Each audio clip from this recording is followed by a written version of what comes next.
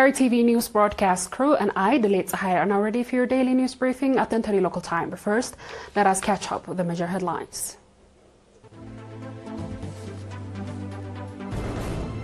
Commandable Achievement Students Summer Work Program in Northern West Region. Voluntarily blood donation in the Central Region.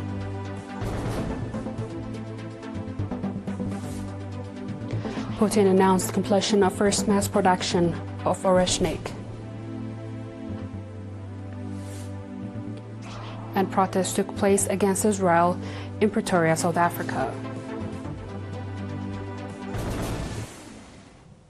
On our local news, Mr. Fishat Teke, coordinator of the Students' Summer Work Program in the Northern Rescue Region, reported that commendable achievements are being made registered this year edition for the program, which is being conducted from 27th time. The program, in which over 1,500 students are participating under the coordination of teachers, agricultural experts from 12 centers, is mainly focused on water and soil conservation, construction and renovation of terraces and water catchment schemes, planting of tree seedlings, as well as cultivation of previously planted trees. The program is being carried out in the subzones of Nalfa, Afabet, Ginda, and Masawa. Mr. Fishat also said that so far 6,003 seedlings has been planted, 23 seedlings have been cultivated, and over 160 meters of terraces have been renovated.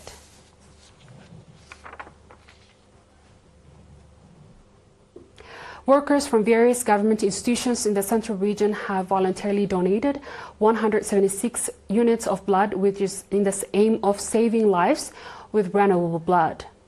The blood donation program conducted on 31st July and 1st August was carried out with the participation of staff members from the Air Force, Bedoho Construction Company, and Ministry of Defense.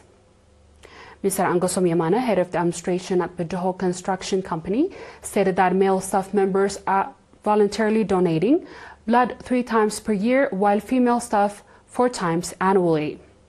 Participants of the program expressed spiritual satisfaction from donating blood that saves lives and called on others to follow their noble example.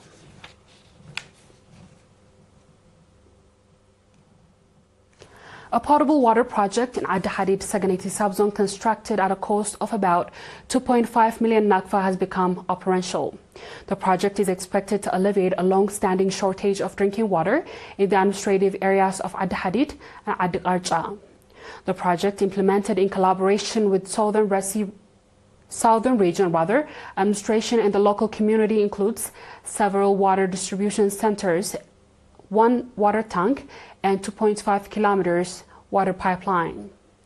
Mr. Rada Forke, administrator of Ad-Hadid administrative area, stated that potable water shortage had been a permanent challenge for residents, and new project has effectively resolved the problem.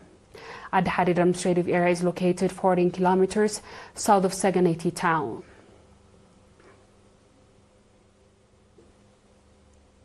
Straight ahead is our international news after a short break.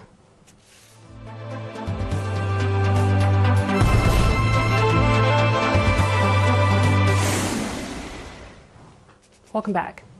The first mass-produced Oreshnik hypersonic missile system has entered service with Russia's armed forces, President Vladimir Putin announced on Friday during a briefing on the state of the military operation in Ukraine.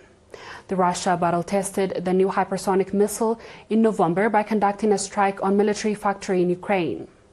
The Oreshnik missile is believed to be nuclear capable, although Putin previously stated this conventional form can inflict damage comparable to low-yield nuclear explosion.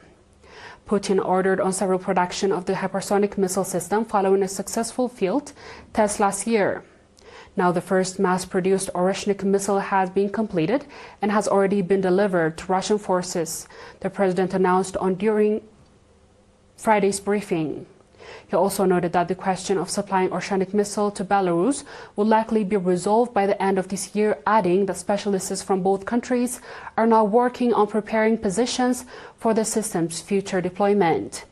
The Russian president reiterated that Moscow remains open to negotiation, stating that are always in demand and always important, especially if it is based on the desire for peace. Last month, Russia and Ukraine conducted their third round of direct negotiation in Istanbul, Turkey. The meeting lasted about 40 minutes, after which two sides agreed to exchange prisoners of war and both bodies, slain soldiers and civilians. Russia also proposed the creation of 3 online work groups to more swiftly resolve political, military and humanitarian issues. On another report, Germany is preparing to provide Ukraine with US-made Patriot missiles, and according to Germany, Defense Minister is adding aid has positive impact in supporting Ukraine's military. Following the United States, Germany is providing Ukraine with necessary military support, according to reports. On a last report, protesters in South Africa's capital Pretoria took to the streets on Friday afternoon, banging cooking pots and waving Palestinian flags as they say the United Arab Emirates were inflicting the Israeli military campaign in Gaza and accused Western governments of enabling that they called a genocide. South Africa has long been a vocal critic of the Israelis' action in Gaza, with the government calling for an immediate ceasefire and full humanitarian access. The protesters were vocal in calling on the United Nations to take necessary measures on Israel. It is to be recalled that the Republic of South Africa is one of the main countries that strongly opposed Israelis' actions towards Palestinians and calling what happened in Gaza a genocide. Countries including South Africa, Chile, Colombia, Bahrain, Jordan and Honduras have stopped their ties as a response of the Israelis' action in Gaza. The number of terminated Palestinians has now reached 60,000 and 150,000 being wounded since the end of 2023, reports indicate. And starvation and hunger are becoming the main reason for the death of civilians because of the prevention of the humanitarian access from entering the country. Dear viewers, we've come to the end of tonight's news. Let's have a quick recap of the headlines.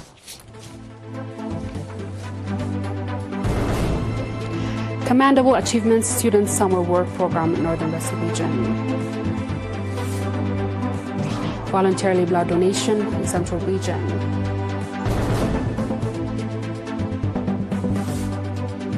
Putin announced completion of first mass production of Oreshnik. And protesters took place against Israel in Pretoria, South Africa. That wraps up our stories for tonight. Thanks for joining.